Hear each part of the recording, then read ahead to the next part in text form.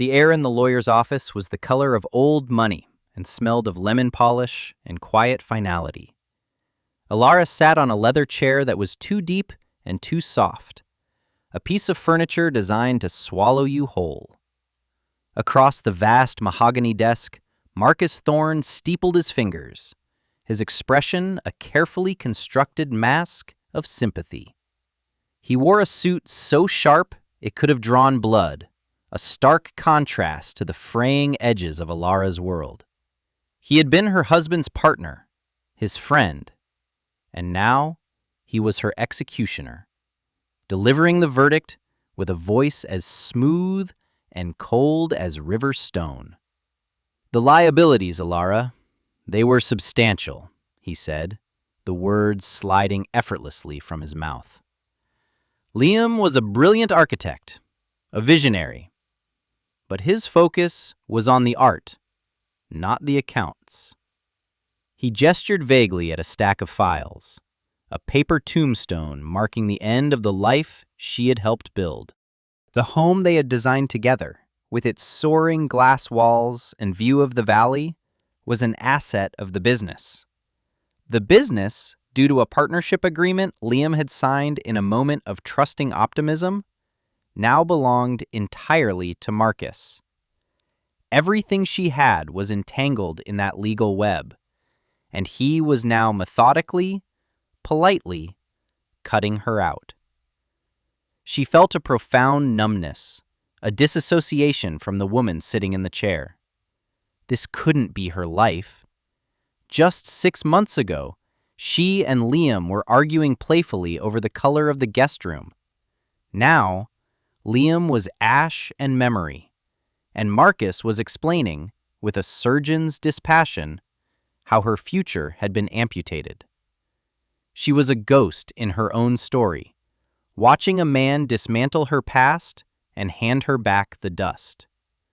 He spoke of market downturns, unforeseen project costs, and contractual obligations, a blizzard of jargon meant to obscure the simple, brutal truth.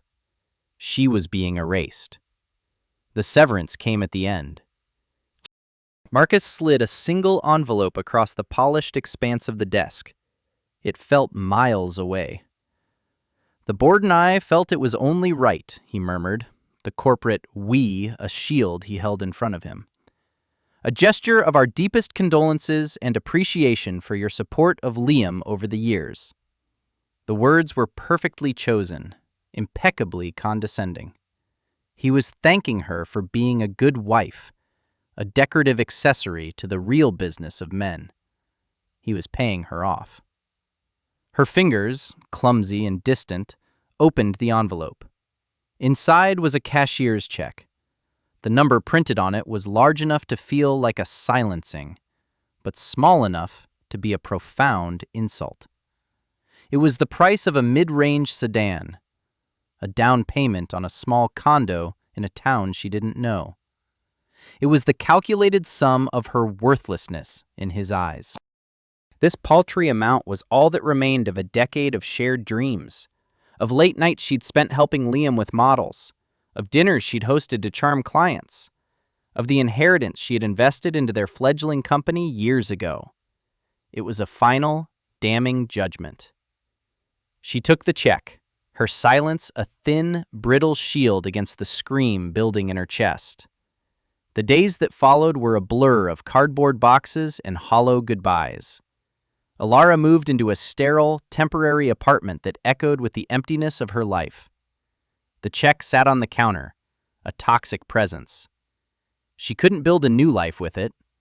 It was just enough to prolong the agony of her displacement. One night, unable to sleep, she found herself scrolling through real estate listings in the farthest, most forgotten corners of the state. She wasn't looking for a home. She was looking for an escape. A place so remote that the shockwaves of her old life couldn't reach her. That's when she saw it. 100 acres of unimproved land, hours from anywhere that mattered. The listing had a handful of bleak, gray sky photos, a skeletal farmhouse with boarded windows, a leaning barn, and a single monolithic structure that dominated the landscape, a colossal, rusting metal silo. The description was brutally honest. Property sold as is. Structures likely require demolition. The price was, tellingly, almost exactly the amount of Marcus's check.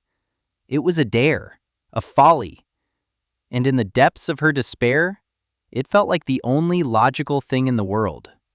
She called the agent the next morning and bought it, sight unseen.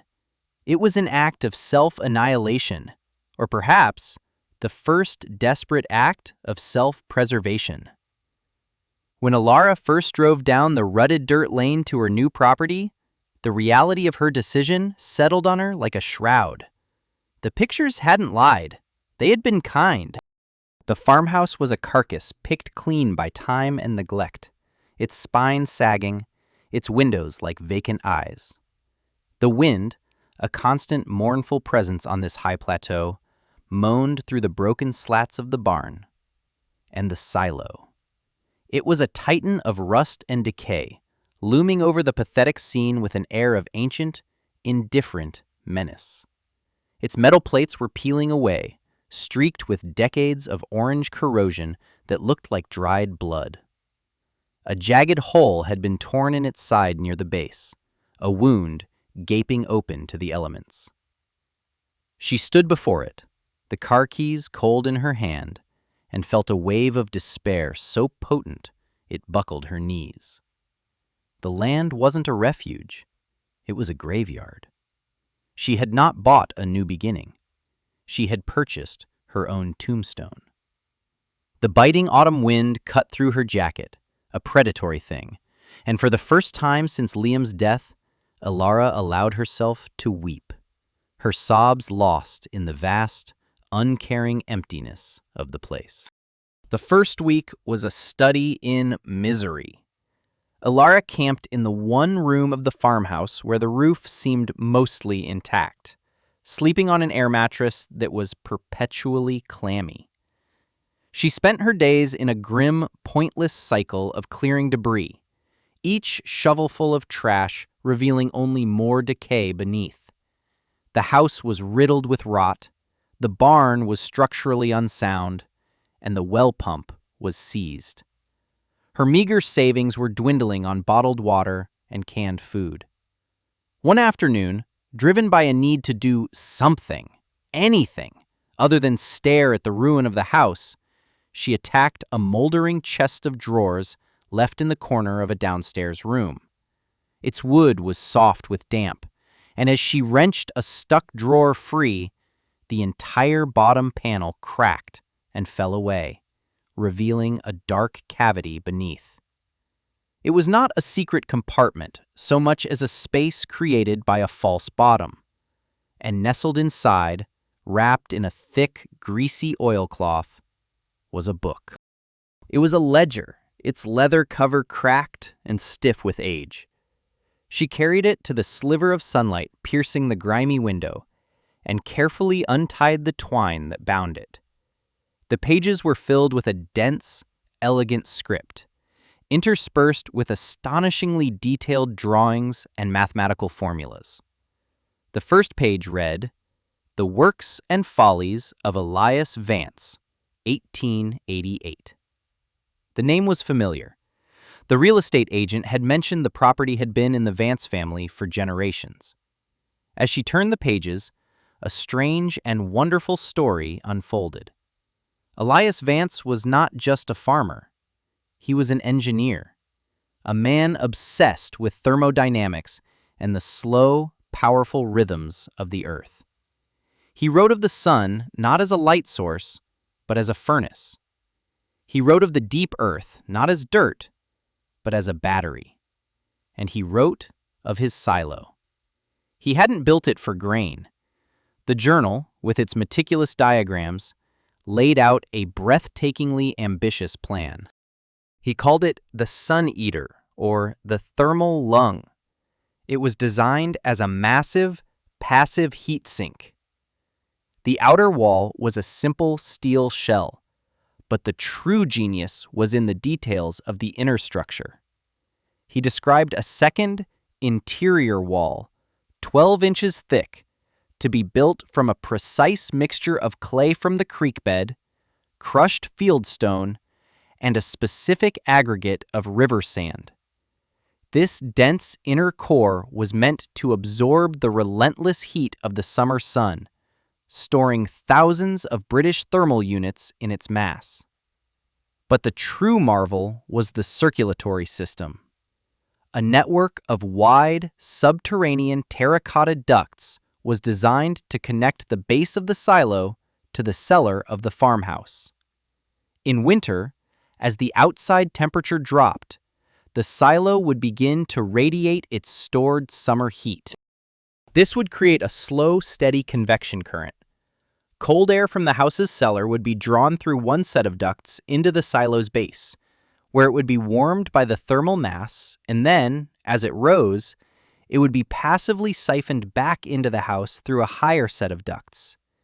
It was a closed-loop system, a giant earthen radiator designed to maintain a stable, livable temperature in the house through the harshest winter, with no fuel, no fire, no moving parts. It was brilliant. And according to the final, sorrowful entry written in a different hand, it was unfinished. Elias Vance had died of influenza in the winter of 1889, his grand experiment abandoned. A flicker of something that felt dangerously like hope ignited in Alara's chest. It was insane. It was a century-old fantasy from a dead man's diary. But it was also a plan. It was a blueprint. Her grief, a formless, paralyzing weight, began to coalesce into something else. A single, sharp point of focus. The scornful look on Marcus's face, the pity in the real estate agent's voice, the mournful howl of the wind. It all receded. She looked out the window at the looming, rusted giant. It was no longer a monument to decay. It was a promise. She had nothing left to lose, and here, in a dead man's journal, was a reason to fight. This would not be her tombstone. This would be her fortress. The next morning, Alara began. The work was a penance, a grueling physical ordeal that pushed her past every conceivable limit. She started with the silo's gaping wound. The jagged metal edges had to be cut away, the rust scraped back to reveal sound steel. She bought an angle grinder with her dwindling funds, and for days the air was filled with the shriek of metal on metal and a shower of orange sparks. She learned to weld, her first attempts clumsy, bubbling messes. But with dogged repetition, her beads became cleaner, stronger. She patched the hole with a sheet of salvaged steel, a clumsy scar on the silo's skin, but it was sealed. Then came the interior. The journal was her Bible. The clay must be pure, from the deep bend in the creek, Elias had written. She found the bend, and for 2 weeks she dug. She hauled bucket after agonizing bucket of the heavy gray clay up the slippery bank, her back screaming in protest. She piled it on a huge tarp, a small mountain of raw material. Next was the stone. She walked the fields, gathering stones of the right size, loading them into a rusty wheelbarrow with a wobbly wheel, pushing it back and forth and back, until her legs trembled with exhaustion. The sand was the hardest. The journal specified a coarse, sharp sand found only at a particular sandbar downriver. It took her a full day to hike there and back, carrying 2 heavy sacks that bit into her shoulders. Mixing the mortar was a primitive, brutal process. She did it by hand in the wheelbarrow, adding water from collected rain barrels, turning the thick, viscous mud with a shovel until her arms felt like they would detach from their sockets. Then, the ascent. The interior of the 30-foot silo was a hollow tube of steel. She built a rickety scaffold from salvaged barnwood and began the slow, torturous process of building the inner wall. Each bucket of mortar had to be hauled up a ladder. Each stone had to be set by hand. Her fingers, even through gloves, were rubbed raw, then blistered, then bled. She would trowel the clay mixture onto the steel, pressing the stones into it, building the wall inch by painstaking inch, a single course at a time. Every night, she would collapse onto her air mattress, her body a symphony of aches, her muscles twitching with fatigue. She ate standing up, slept in her filthy work clothes, and rose before the sun to do it all again. The world shrank to the circle of the silo, the weight of the bucket, the scrape of the trowel. It was during this period of relentless toil that she met Jedediah Vance. He was a broad, weathered man who drove a pristine, modern pickup truck that seemed offended by the state of her dirt lane. He stopped one afternoon, idling his engine as he watched her, smeared with clay and sweat, wrestling a bucket up the ladder. He was, he informed her, the great-grandson of the man who built this place. He looked at the silo, then at her, and a slow, pitying smile spread across his face. "You know that thing's useless, right?" he said, his voice loud over the diesel rumble. "My daddy said it never held grain proper, leaked from day one. Best thing you could do is call a scrapper, get a few $100 for the steel." Alara, perched precariously on her scaffold, just shook her head. "I'm fixing it." Jedediah let out a short, barking laugh. "Fixing it? For what?" "The rats need a new palace?" He looked at the mountain of clay, the piles of stone. "Lady, whatever you think you're doing, you're wasting your time. This ground is hard. The winters are harder. This isn't the place for projects." The unspoken words hung in the air. A place for a woman alone. He shook his head again, a man confirming his own settled wisdom, and drove off, leaving her in a cloud of dust and humiliation. The encounter became a story in the small nearby town. She was the silo lady, the grieving widow from the city who'd clearly lost her mind. The scorn was a physical presence, another weight she had to carry up the ladder with her every day. There were nights, huddled under a thin blanket, when his mocking laughter echoed in her ears, and she would wonder if he was right, if this desperate act of faith was just another symptom of her grief-addled madness. The first tangible sign that she was not insane came in late October. The inner wall was complete, a rough, gray cylinder of stone and clay sealed within the steel. The air outside had turned sharp, the nights now dropping well below freezing. The final, most difficult task had been clearing the subterranean ducts. She had spent days on her hands and knees, crawling into the dark, cobweb-choked terracotta pipes, digging out decades of impacted dirt, dead leaves, and the nests of small animals. Finally, she broke through the last blockage into the farmhouse cellar. A current of air immediately began to flow from the vent. It was not a draft. It was a slow, deliberate exhalation from the earth itself. Alara held her hand in front of it. The air in the cellar was frigid, damp, and smelled of decay. But the air flowing from the duct was different. It wasn't warm, not yet. But it was distinctly not cold. It was the neutral, constant temperature of a deep cave, carrying the scent of dry clay and stone. The sun-eater was breathing. With trembling hands, she taped a cheap thermometer to the wall next to the vent. The cellar temperature was a biting 41 degrees Fahrenheit. The air from the duct registered a steady, unwavering 55. It was a small difference, but it was everything. It was proof of concept.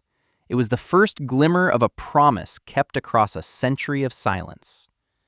Hope, so fierce and bright it felt like pain, surged through her, washing away the doubt and exhaustion. The silo was working. A few days later, an old, battered pickup truck, far different from Jedediah's gleaming machine, rattled up her lane. An elderly man with a face like a dried apple and hands gnarled like oak roots got out. He didn't introduce himself, just walked over to the silo and placed a hand on its metal skin, which was now faintly, almost imperceptibly, warmer than the surrounding air.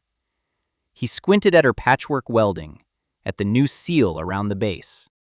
He looked at her calloused, clay-stained hands, and a flicker of understanding passed through his pale blue eyes. "You're Silas," Alara said, remembering the name from the plat map. He was her nearest neighbor to the west. He nodded slowly. "Elias Vance was a clever man," he said, his voice a dry rasp. "People around here thought he was touched in the head, talking about the earth breathing and the sun sleeping in the stone. Too clever for his time." He walked back to his truck and pulled a pair of thick, well-oiled leather work gloves from the cab. They were worn, but clearly cared for. He held them out to her. "These have seen a lifetime of work. Maybe they've got one more in them."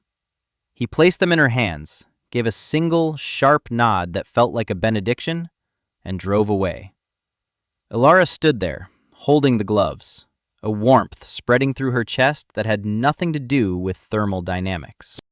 It was the first gesture of kindness she had received since her world had fallen apart. The first external validation that her mad project might be something more than a monument to her own despair. Winter did not arrive that year. It fell from the sky like a hammer blow. The meteorologists called it a once-in-a-century polar vortex, a phrase that failed to capture the sheer violence of the cold. The temperature plummeted, not for a day or two, but for weeks. It sank to levels that stole the breath and made exposed skin ache in seconds. The wind came with it, a relentless, scouring force that screamed across the high plains, driving snow into impenetrable drifts and coating every surface in a brittle sheath of ice. It was a winter out of an old tale, a season of fangs and claws. The power grid, strained beyond its limits, failed on the third day of the deep freeze. The region plunged into a silent, pre-modern darkness. For most of Alara's neighbors, this was the beginning of a genuine crisis. Their modern, efficient homes, reliant on electric heat pumps and propane-fueled furnaces, grew cold with alarming speed. Pipes, even those wrapped and insulated, began to freeze and burst. Jedediah Vance, with his sprawling, technologically advanced farm, was hit hardest. His automated watering systems for his livestock froze solid. His generator, which powered the heaters in his barns, guzzled its fuel supply in a matter of days. The world he had mastered, the world of predictable systems and technological solutions, was failing him completely. But inside Alara's ramshackle farmhouse, a quiet miracle was unfolding. The air flowing from the ducts in her cellar was no longer a neutral 55 degrees. As the temperature differential between the super-chilled exterior and the silo's deep core increased, the convection cycle accelerated. The air now emerging was a steady 62 degrees. It was a gentle, constant infusion of warmth that pushed back against the predatory cold. It wasn't tropical, but it was life-sustaining. With her small, efficient wood stove providing a bit of supplementary heat in the main living area, her house was not just survivable. It was comfortable. The pipes didn't freeze, the air didn't bite. Against the south-facing wall of the silo, where the thermal radiation was strongest, she had built a small, lean-to greenhouse from salvaged windows. Inside, her small crop of winter greens was thriving, an impossible patch of vibrant life in a world of white death. She was an island of warmth and light, her fortress holding fast against the siege of winter.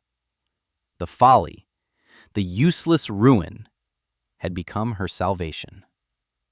The knock on the door came late one afternoon, nearly 2 weeks into the freeze. It was a hesitant, desperate sound, almost lost in the shriek of the wind.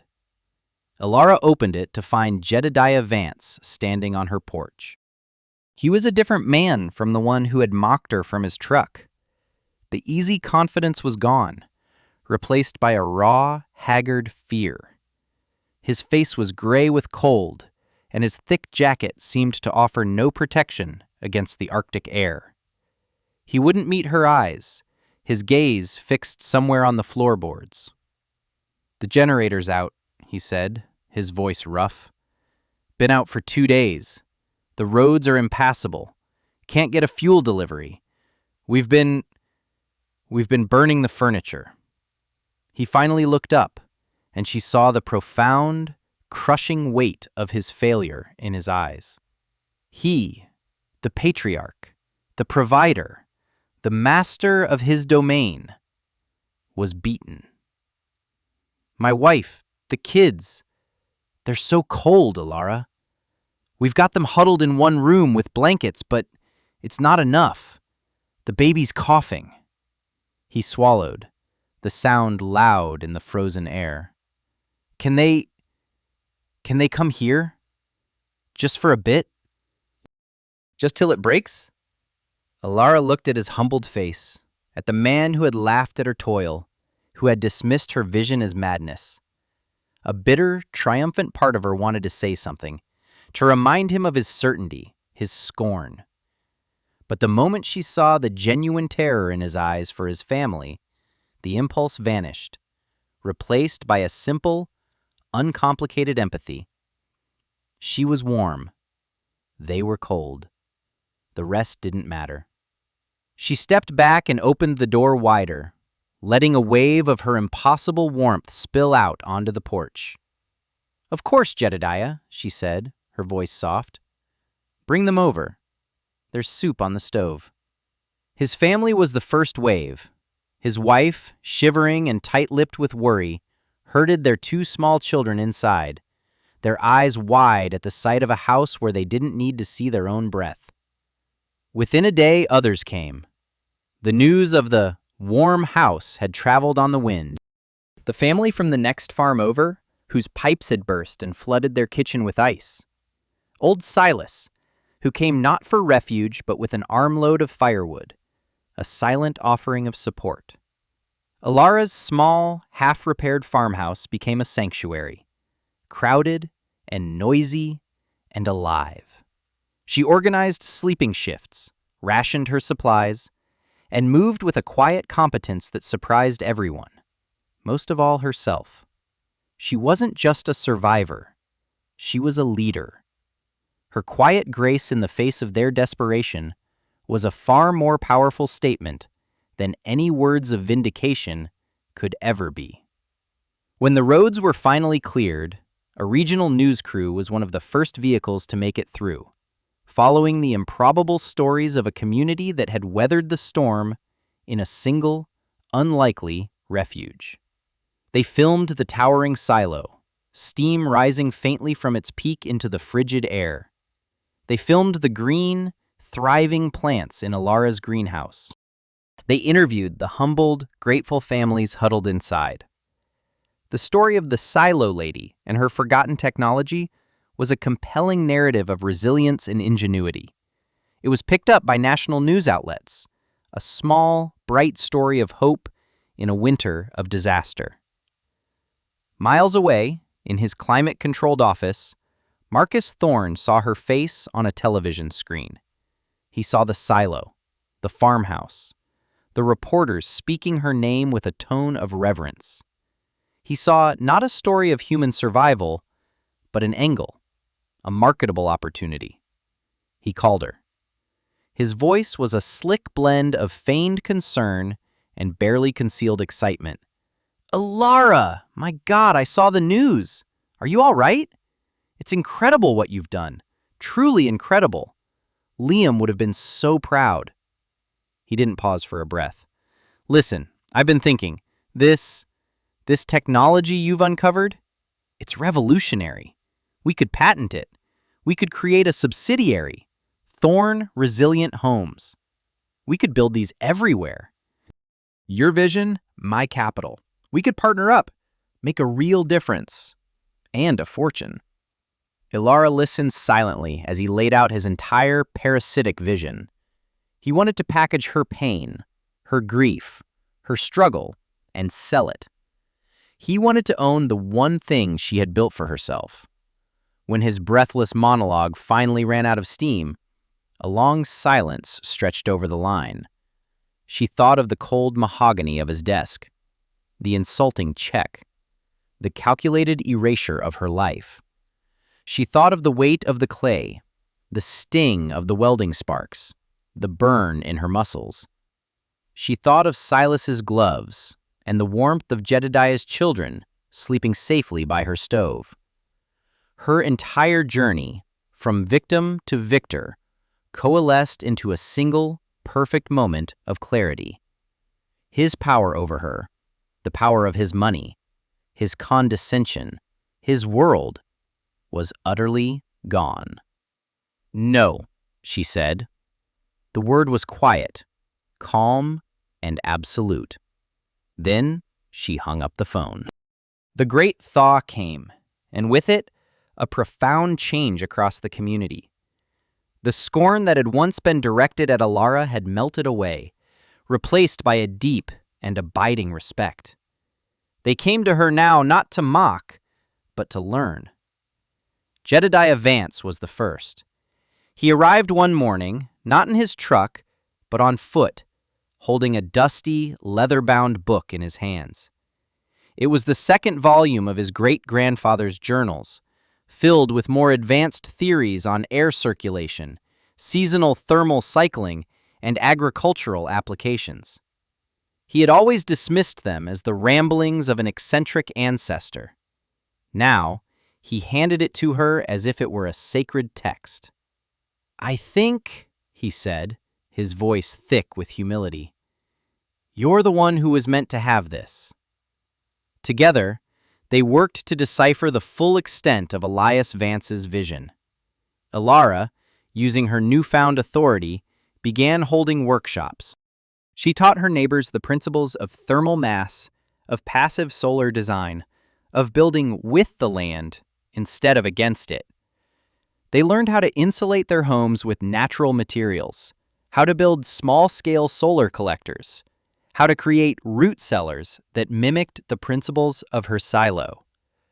The disaster had broken their faith in a fragile, centralized system, and Ilara was giving them the knowledge to build something stronger, something more resilient in its place.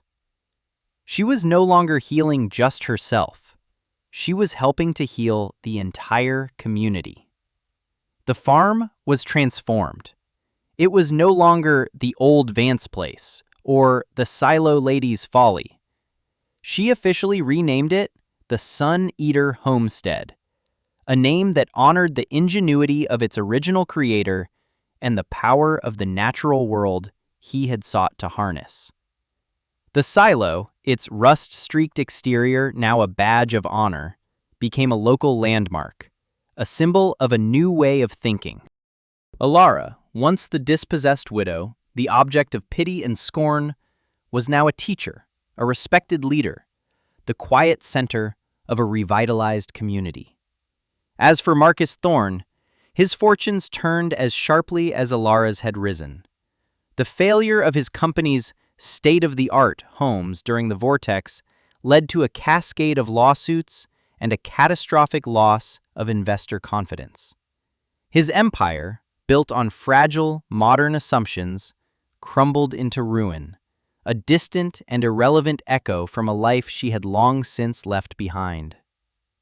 One evening in late spring, Ilara stood on the porch of her nearly finished farmhouse. The air was soft and fragrant with the smell of damp earth and new leaves. The fields around her, once choked with thistles, were greening under a gentle sun. In the distance, She could hear the sound of hammers from a neighbor's farm, not just rebuilding, but building better. She looked over at the Sun-Eater, a silent, steadfast guardian standing against the twilight sky.